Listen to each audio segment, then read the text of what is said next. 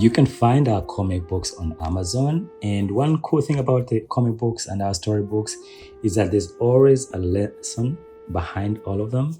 So this particular one, which is Journey to the Wildlife Park Begins, it has animal names at the back. So as you're going through and reading this story, we tie it together with a lesson about Ugandan language.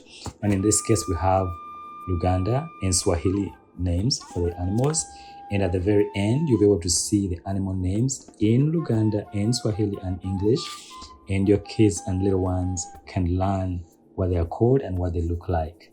So if you get a chance, check it out on our website.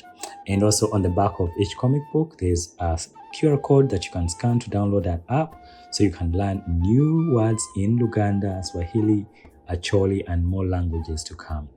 We are excited and we want to help your kids learn our local languages and to celebrate our beautiful culture from Uganda. Thank you so much for your support. Bye for now.